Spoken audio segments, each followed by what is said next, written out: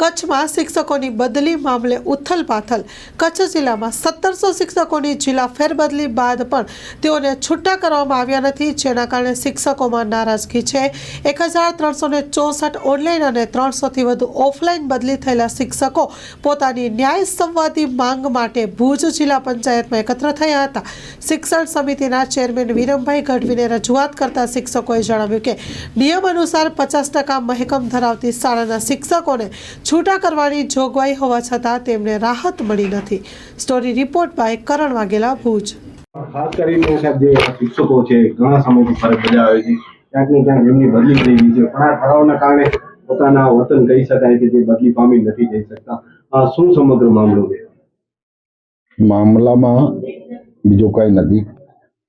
હમણાં જે આપણી ઓફલાઈન, ઓનલાઈન અને જિલ્લા ફેર એ બધું ભેગું મળીને બધાને જો અમે એક સાથે છૂટા કરીએ તો કચ્છની પરિસ્થિતિ જે છે એ કચ્છની પરિસ્થિતિ એક તો 50%થી નીચે હમણાં શિક્ષકો છે, અને એમાં આ જો બદલી કઈ થઈ જાય તો શિક્ષણ ક્ષેત્રમાં ઘણી બધી અવગડતા ઊભી થાય અને શિક્ષણ ઉપર કચ્છના મોટામાં મોટું અસર પડે।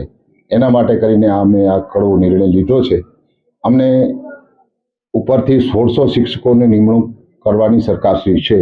એ લોકો એમ કહે છે કે તમારા થઈ ગયા છે, અમે એમ કહીએ છીએ તમે એમને હુકમ આપી દો તો અમે આ લોકોને છૂટા કરી દઈએ। સાહેબ, ખાસ કરીને જે મહેકમ પ્રમાણેની વાત છે કે 50%થી જો ઉપર હોય તો શિક્ષકો બદલી પામી શકે, તો શું કહેશો એ બાબત? એ નિયમ સાથે અમે બંધાયેલા છીએ। 400 જેટલા શિક્ષકો જે છે ત્યાં નિયમ થી જિલ્લા ફેરબદલી થઈ શકે એવી પરિસ્થિતિ છે, પરંતુ ઠરાવના કારણે એમની પણ નથી થઈ।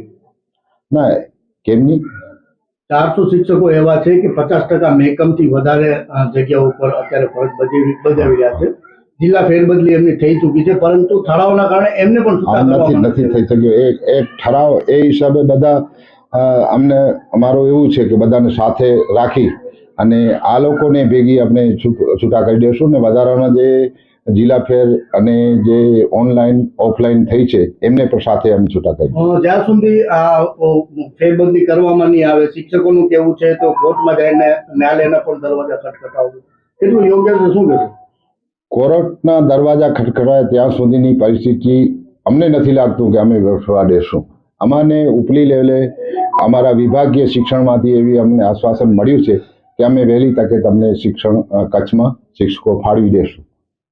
એટલે એના ઉપર અમને વિશ્વાસ છે કે અમારા શિક્ષણ મંત્રી સાથે પણ અમારી ચર્ચા છે, વિભાગીય નિયામક સાથે અમારી ચર્ચા થઈ છે। એ લોકો ને અમે જે કીધું છે કે ભાઈ અમને તમે શિક્ષકો આપો તો જે આ હમણાંની બદલીઓની જે થઈ એ પ્રક્રિયામાંથી અમે પાર કરી અને આ લોકોને છૂટા કરી નાખીશું। અને પ્રવાસી શિક્ષકોની ભરતી માટે કરીને અમે સરકારશ્રી પાસેથી મંજૂરી માંગીએ છીએ કે અમને જો 12 પાસ અહીંયાના સ્થાનિક શિક્ષકો મળી જાય તો એના હિસાબે આપણે જે ખાલી જગ્યાઓ છે ભરાઈ જાય અને શિક્ષણ ઉપર અસર ન પડે।